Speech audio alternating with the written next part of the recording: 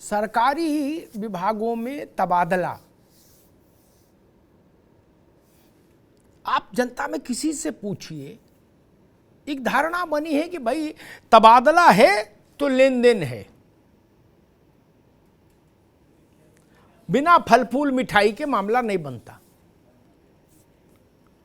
योगी आदित्यनाथ ने जब से सरकार संभाली उत्तर प्रदेश में, एक कार्यकाल पहले का और ये दूसरा अभी आरंभ हुआ, उनकी कोशिश ये रही कि तबादला उद्योग की जो धारणा है उसको खत्म किया जाए,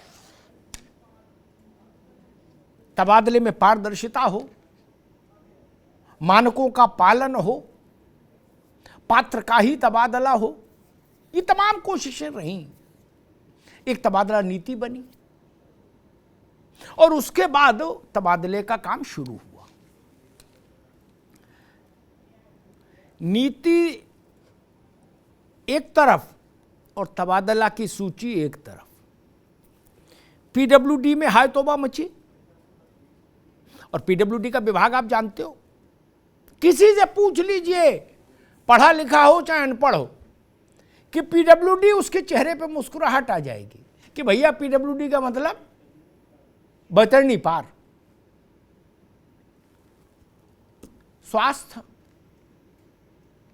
नर्स से लेके नर्स से लेके और सीएमओ तक का ट्रांसफर, और शिक्षा, इन तीन विभागों के तबादलों पर हंगामा मच गया उत्तर प्रदेश में। स्वास्थ्य में तो मंत्री ने ही मोर्चा खोल दिया। ब्रजेश पाठक जो राज्य के डिप्टी चीफ मिनिस्टर भी हैं, उन्होंने अपने ही अधिकारियों को कटघरे में खड़ा कर दिया, कहा भाई आपने मरे का ट्रांसफर कर दिया, फर्जी ट्रांसफर कर दिए, उसमें तमाम अनियमितताएं हैं, हंगामा मचा। पीडब्ल्यूडी में मंत्री ने मोर्चा नहीं खोला, अधिकारियों ने भी नहीं खोला, वहां सुगबुगाहट आई और फिर आरोप पूछ ले। तो कुल मिला के मुख्यमंत्री को लगा कि भाई जांच बैठाल दो, जांच बैठाल दी। जांच के बाद पीडब्ल्यूडी के मामले में, यानी लोक निर्माण विभाग उत्तर प्रदेश, उसके मामले में जो तथ्य सामने आए, उनसे मुख्यमंत्री भी हतप्रभ रह गए कि इतना सब निगाह तेज रखने के बाद भी ये सब हो रहा है। पीडब्ल्यूडी में भी जाने कैसों कैसों का तबादला हो गया, मिठाई की गूंज दूर दूर तक, वहां भी मरे वाले का भी ट्रांसफर हो गया, जिंदा वाले का भी हो गया, पता नहीं कैसे लिस्ट बनी। जो पात्र थे उनका तो कम हुआ, जो नहीं पात्र थे उनका तो जरूर हो ही गया, जहां चाहा वहां। नतीजा हुआ कि विभाग के मंत्री जतिन प्रसाद के बहुत निकट माने जाने वाले उनके ओएसडी पर गाज गिर गई।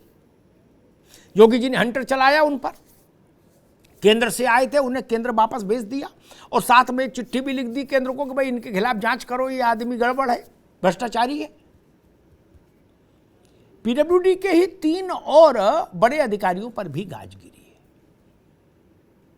अब मामला है स्वास्थ्य का और शिक्षा का। वहां की रिपोर्ट कब आती है, क्या आती है, उसके बाद क्या होता है वो भी देखना है, होता है कि नहीं होता है ये भी देखना होगा। और अब सवाल खड़ा हो रहा है कि भाई ये जो ओएसडी पर गाज गिरी है, तो मामला केवल ओएसडी तक ही था क्या? तबादला की नीति कहां बनी? वो लोग, तबादला की सूची पर जो लोग दस्तखत करते हैं वो बड़े अधिकारी, विभागाध्यक्ष, क्या ये लोग जिम्मेदार नहीं? एक प्रश्न उठ रहा है।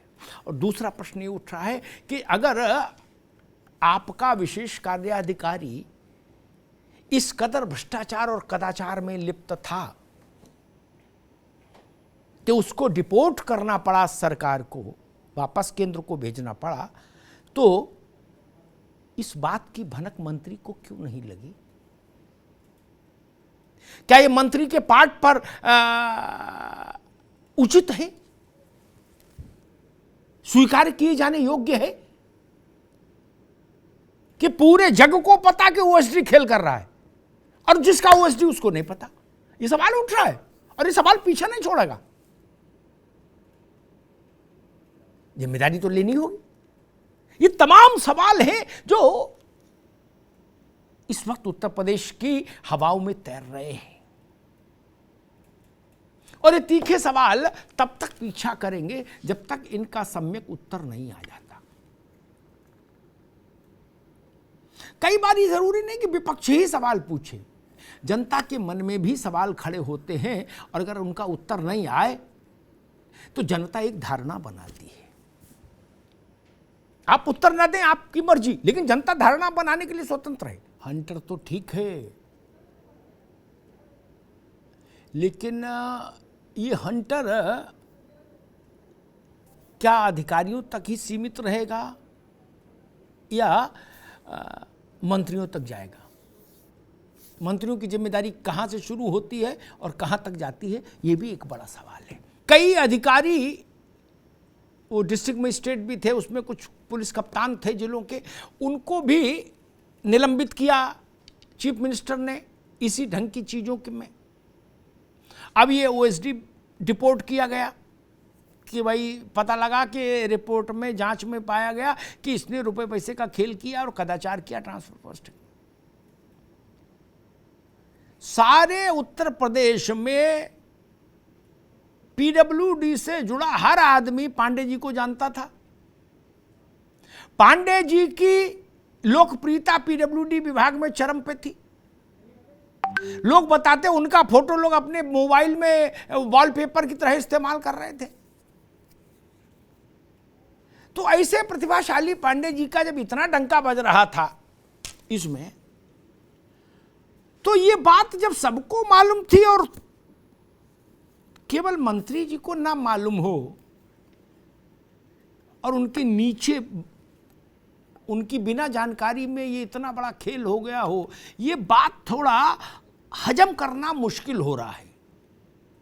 मतलब हाजमोला भी खा ले आदमी उसके ऊपर से, तो भी हजम होना मुश्किल है। जनता को कैसे ये बात समझाई जाएगी कि केवल ये ओएसडी भी गड़बड़ था, यही इतना खेल कर गया और मंत्री को पता नहीं था, क्योंकि अंतिम जिम्मेदारी विभाग के मंत्री की है। ये जो पांडे हैं ये जतिन प्रसाद के साथ तब भी रहे, ऐसा लोग बताते, जब ये केंद्र में कांग्रेस में थे और केंद्र में राज्य मंत्री थे इस्पात में, तब भी ये इनके सहायक थे। ये इनके पुराने वो हैं हेली मेली। तो अभी विषय इतना है कि क्या इसमें पॉलिटिकल लायबिलिटी भी फिक्स होगी या केवल ब्यूरोक्रेटिक लायबिलिटी फिक्स हुई, ओएसडी को डिपोर्ट कर दिया, बात खत्म, सत्यनारायण कथा खत्म हुई। इसमें थोड़ा मामला, आपकी बात का पूरा सम्मान करते हुए मैं एक बात तथ्यात्मक तौर पे कहूँ, तीन विभागों में घपले घोटाले का बवाल हुआ। मैं सरल भाषा इस्तेमाल कर रहा हूँ, आप थोड़ा कठिन भाषा बोल रहे हैं, मैं सरल भाषा बताता हूँ। तबादले को लेकर 3 विभागों में ये हुआ, कोई रुपया पैसा चला, पीडब्ल्यूडी, हेल्थ और शिक्षा, ठीक। तीनों के लिए जांच कमेटी बनी, पीडब्ल्यूडी वाले की रिपोर्ट आ गई तभी तो पांडे को डिपोर्ट किया और 3 और अधिकारी नाप दिए, यानी पीडब्ल्यूडी का केस हो गया क्लियर। तभी तो यह सवाल खड़ा हुआ कि केवल अधिकारी, क्या केवल अधिकारी जिम्मेदार है? ये एक बड़ा सवाल है, आएंगे दोबारा। तब तक इस बात को ऐसे समझने की भी कोशिश हम लोग करनी चाहिए। मंत्री का निजी स्टाफ या मंत्रालयी स्टाफ, सेक्रेटरी, अंततः उन सबकी जिम्मेदारी और जवाबदारी तो मंत्री की है। मंत्रालय के स्तर पर कुछ भी गड़बड़ हो रहा है तो उसकी कहीं ना कहीं जिम्मेदारी मंत्री की भी बनती है। अधिकारी की तो है ही, जिसने किया गड़बड़ वो तो प्रथम दृष्टया दोषी है ही,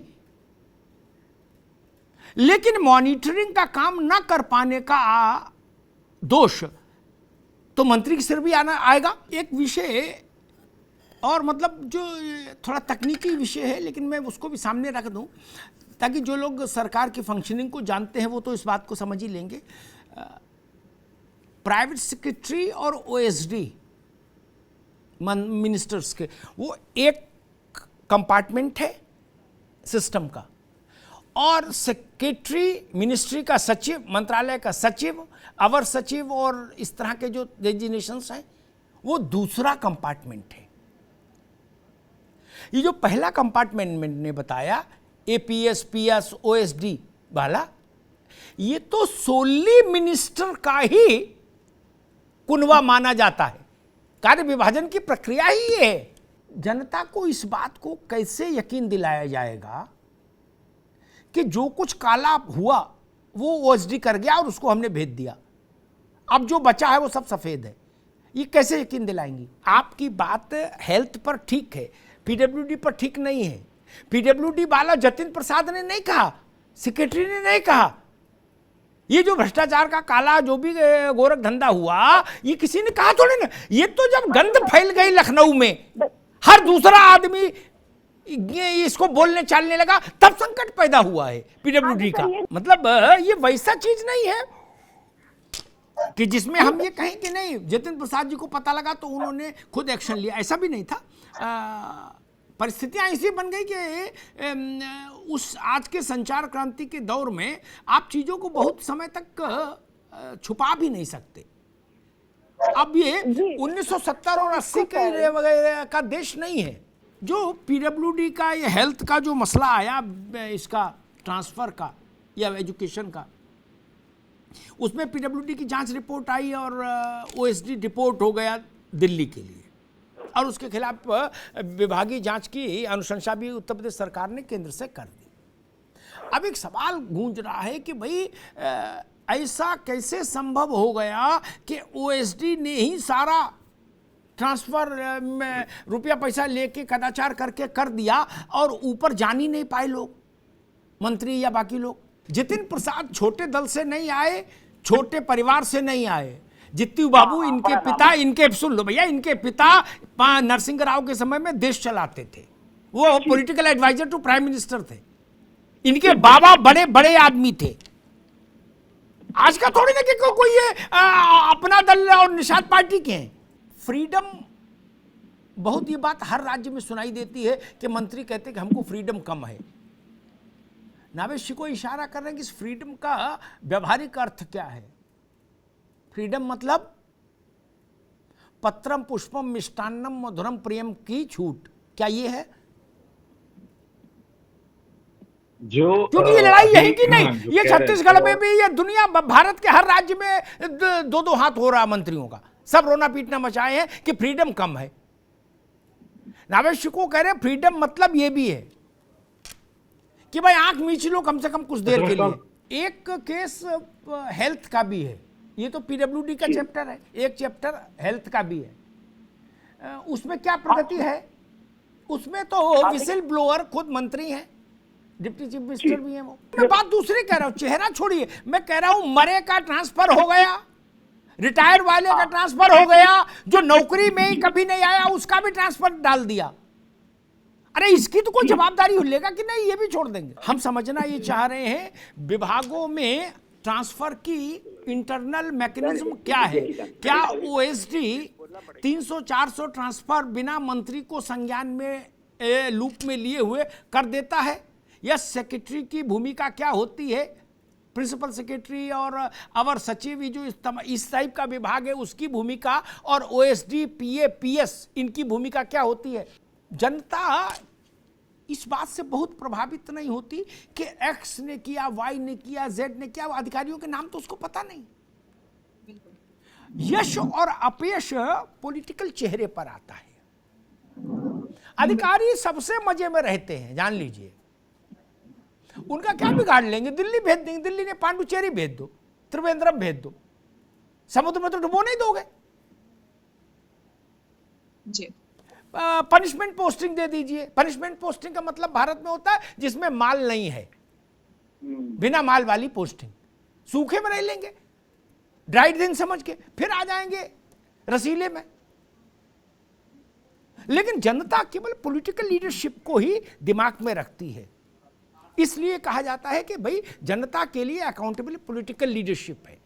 तो ये बात चाहे ब्रजेश पाठक का मंत्रालय हो, चाहे गुलाबो देवी का मंत्रालय हो, चाहे जतिन प्रसाद का किसी मंत्री का मंत्रालय हो, उसके मंत्रालय में अगर कुछ अनियमितताएं हुई हैं या हो रही हैं तो उसकी एक मॉरल रिस्पॉन्सिबिलिटी तो बनेगी ही बनेगी ना, उससे कैसे डिनाई कर सकता कोई। मंत्रालयों में, विभागों में अधिकारियों के तबादले का क्या की व्यवस्था क्या होती है, उसमें ओएसडी, पीएस, एपीएस ये कंपार्टमेंट कितना रोल प्ले करता है, दूसरा कंपार्टमेंट सेक्रेटरी, अंडर सेक्रेटरी, अवर सचिव, प्रमुख सचिव, ये जो इस तरह का विभाग है वो कंपार्टमेंट कितना करता है, और मिनिस्टर का कितना रोल होता है। जो लोग तबादला की कागज पे दस्तखत कर, सरल भाषा में बताइएगा पाठक जी, जनता सुनती है इसको, केवल अधिकारी नहीं सुनते, सरल भाषा में बोलिए। जो लोग तबादला के कागज पर दस्तखत करते हैं, सील मोहर जिनकी लगती है, उनकी कोई जिम्मेदारी क्यों नहीं बने। मैं समझना ही चाह रहा था इतनी देर से कि मान लीजिए विभाग का सचिव है, जी, तो जिम्मेदार विभाग के लिए सचिव है नौकरशाही के स्तर पर, ठीक, अगर मैं सही समझ रहा हूं। बिल्कुल।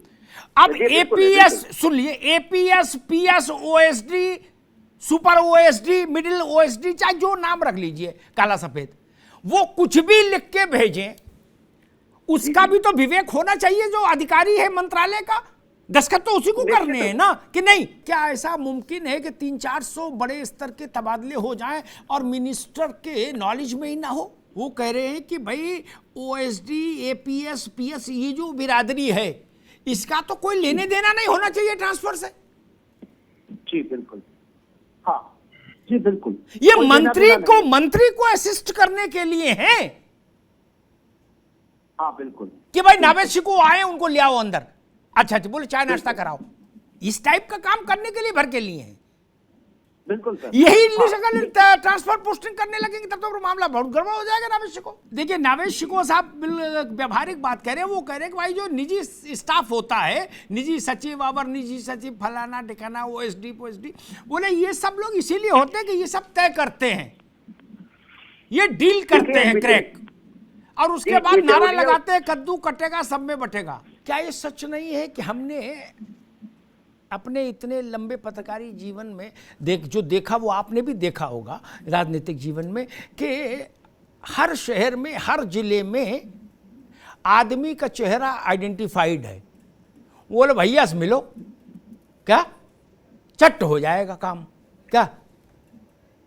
और इस मामले में सबसे ज्यादा उदार व्यवस्था तो समाजवादी पार्टी में ही रही हमेशा।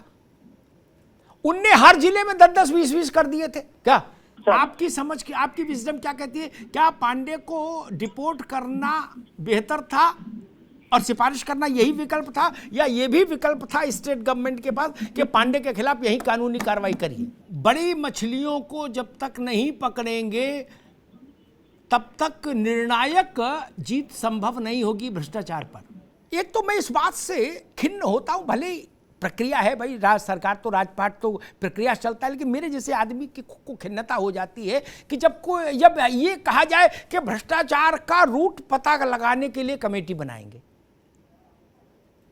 हिंदुस्तान में एक आदमी बता दो जिसको ये ना पता हो भ्रष्टाचार कहां से कहां तक जाता है। जो कुल्फी बेच रहा है उसको भी पता है भैया कि उससे शाम को 50 रुपया कौन लेने आता है, लेकिन जब बात करो तो बोले कमेटी, फिर कमेटी की पर कमेटी, कमेटी पे कमेटी, रोस्टेड काजू, पेस्ट्री, अंजीर का जूस चल रहा है, कमेटी बन रही है। एक तो भ्रष्टाचार हुआ अलग, और कमेटी में और 10-5 लाख रुपया टैक्स पेयर का खर्च हो गया। किसको नहीं मालूम भ्रष्टाचार? नावेशी को मेरी बात से सहमत होंगे, इसी उत्तर प्रदेश ने ऐसे ऐसे करिश्मे देखे। मथुरा में एक कलाकार थे, उनका ऑडियो वायरल हुआ, तमाम घूमे थे ऑडियो के वो क्लिप्स। क्या वो डीजीपी से सीधे कहते थे कि 8 केस ले लिए हैं, क्या रेट लगाऊं? नावेशी को गलत तो याद नहीं कि मुझे, आप समझ रहे हैं ना? वो कहते थे भाई 10 लाख ले लो पर हेड, वो कहते नहीं 8 देने को तैयार है। क्या सच्चाई नहीं है? आशीष बाबू, सरकार आपकी थी उस वक्त, लेकिन मैं इस बहस में नहीं जाता सरकार किसकी थी। सचिवालय में जो चाय सर्व करता है वो भी नहीं जानता है क्या हो रहा है। क्या जानता है ना? नेता नहीं जानता। वो कहता कमेटी बनाएंगे तब तो पता लगेगा। अमिताभ जी बताइए, अब आपके कहने से थोड़ी ना हो जाएगा, कमेटी तो बनानी पड़ेगी। अब कमेटी को देखने के लिए कमेटी बनानी पड़ेगी, अब उन दोनों कमेटियों को देखने के लिए एक तीसरी कमेटी बनानी पड़ेगी, तब तक चुनाव आ जाएगा। हो गया काम। ये तो सच्चाई है ना। और नौकरशाह गोल गोल घुमा देंगे उनको।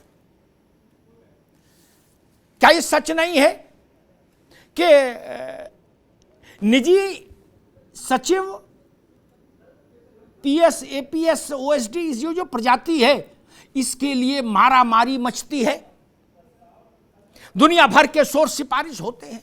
क्या लखनऊ में ऐसे तमाम लोग नहीं है जिन्होंने जीवन काट दिया इसी में, निजी सचिव और अतिरिक्त निजी सचिव होके? उन्हें रहना मंत्री के यहां, किसी कोई सरकार हो कुछ हो, क्या वो एक कॉकस नहीं है पूरा? लेकिन मुख्यमंत्री योगी आदित्यनाथ और भाजपा दोनों के लिए बड़ी बात है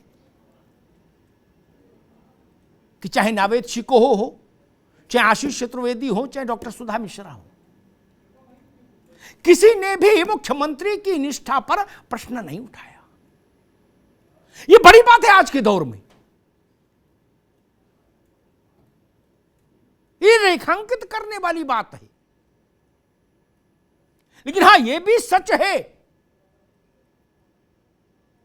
कि ऐसे लोग भी होते हैं जो आपकी तपस्या पर विपरीत असर छोड़ना चाहते हैं, जो आपके पुण्य को क्षय करना चाहते हैं अपनी करतूतों से। उनके साथ तो फिर सख्ती करनी होगी। पिछले टेन्योर में नावेशी को अगर मुझे सुन पा रहे होंगे तो उनको याद होगा, कुछ मंत्री हटाए गए थे, उनके लिए भी तमाम चर्चाएं हुई थी, इसलिए उनको पद छोड़ना पड़ा था। यह भी योगी आदित्यनाथ का निर्णय था। और पिछली टेन्योर में एक बहुत प्रभावशाली कैबिनेट मिनिस्टर के द्वारा किए गए ट्रांसफर्स को मुख्यमंत्री ने निरस्त कर दिया था, तब भी बहुत चर्चा हुई थी, लेकिन कर दिया था। उन पर भी तमाम तरीके की चीजें आई थी कि भाई कुछ गड़बड़ हुआ है। योगी आदित्यनाथ ने स्टेमिना दिखाया है, ये प्रतिबद्धता दिखाई है। लेकिन ये जो दो दृष्टांत हुए, पीडब्ल्यूडी का और हेल्थ का, इन दृष्टांतों का पोस्टमार्टम होना चाहिए। केवल ओएसडी ने 350 ट्रांसफर कर दिए, खेल कर दिया, यह तर्क मान्य नहीं होगा, ये संभव नहीं, ये व्यवहारिक नहीं, ये स्वीकार्य नहीं होगा जनता को। और इस तरह की जो चीजें आधी अधूरे में नहीं छूटनी चाहिए। अगर 18 करोड़ की या 8 करोड़ की कितने की एक्सपायरी दवा पकड़ी गई थी, तो उसमें कौन जेल गया, क्या हुआ, उसकी भी जानकारी जनता को होनी चाहिए ना। दवा पकड़ी गई यहीं तक बात नहीं रहे ना। जो लोग दोषी थे वो जेल गए कि नहीं गए, गए तो किन धाराओं में गए, पैसा तो जनता का है ना। और ये तर्क भी ठीक नहीं कि भाई अब आए हैं राजनीतिक कारणों से तो कुछ ना कुछ तो लिबर्टी नहीं, लिबर्टी नहीं हो सकती। सम्मान हो सकता है आपका, राजनीतिक तौर पर आप महत्वपूर्ण माने जा सकते हैं, लेकिन लिबर्टी ये नहीं हो सकती। देश के सबसे बड़े सूबे को पारदर्शिता के साथ जब तक नहीं गति मिलेगी, तब तक लाभ जमीन तक नहीं पहुंचेगा। और मैं तो कहूंगा कि मुख्यमंत्री जी को थोड़ा और सख्त हो जाना चाहिए। जीरो टॉलरेंस पॉलिटिकल क्लास पर भी लागू कर दें। राजनीतिक लोगों के संदर्भ में भी जीरो टॉलरेंस रहे, केवल ब्यूरोक्रेसी नहीं। जो भी इस ढंग का प्रपंच में शामिल दिखे वो दंडित होना चाहिए, वो व्यवस्था से हटाया जाना चाहिए। फिर उसका नाम कोई हो, उसका चेहरा कोई हो, उसकी जाति कोई हो, उसका गोत्र कोई हो, उसका धर्म कोई हो, इससे फर्क नहीं पड़ना चाहिए। योगी आदित्यनाथ की छवि अगर कुछ लोगों के कारनामों के कारण प्रभावित हो तो भाजपा के लिए यह महंगा सौदा होगा। राजनीतिक पार्टी के तौर पर भी उसके लिए व्यवहारिक यही होगा कि ऐसे लोग व्यवस्था से दूर रखे जाएं और जितनी जल्दी ये शुभ काम हो जाए उतना ही बेहतर।